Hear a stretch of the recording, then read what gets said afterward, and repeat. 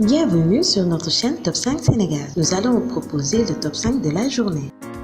Félix Oroth, joueur nigérien, a révélé le sens du geste au centre du défi qui a envahi les réseaux sociaux. Le Del Ali Challenge est en réalité un geste utilisé au Nigeria pour les personnes qui ont échappé à la torture. Selon Félix Oroth, les Nigériens font ce geste quand ils sortent vivants de la torture des militaires. Lorsqu'ils arrêtent les civils, les militaires extirpent les yeux des hommes, des femmes et des enfants pour les punir, comme au Moyen-Âge, on coupait les doigts des archers anglais capturés. Les Nigériens ont donc mis en place ce code pour informer que bien qu'ils fussent capturés, les militaires n'avaient pas encore touché à leurs yeux. Avec son défi, dont il a récemment augmenté la difficulté, Del Ali s'est servi des réseaux sociaux pour dénoncer une situation intolérable qui a lieu en ce moment au Nigeria. Un geste que Félix Oroth, qui évolue en Argentine, s'est chargé de décrypter.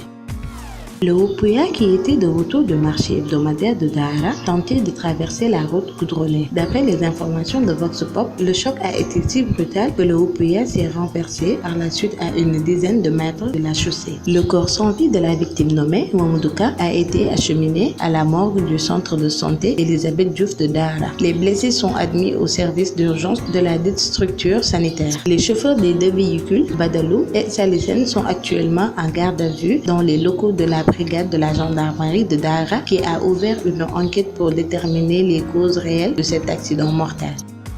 Jusque-là, directeur général de GFM et directeur de la RFM, Mamadou Ibra Kane et Alassane Samba Diop veulent fonder leur propre groupe de presse. Et c'est dans une grande discrétion, révèle Libération, qu'ils procèdent à cette sélection de journalistes. Ceux de Youssou N'Dour ne sont pas épargnés. Le nouveau groupe de presse a fait de l'immeuble JVC 6 à Sacré-Cœur son quartier général. Un groupe de presse qui, selon le journal, comporte une télé, une radio, un journal papier et un site d'information générale.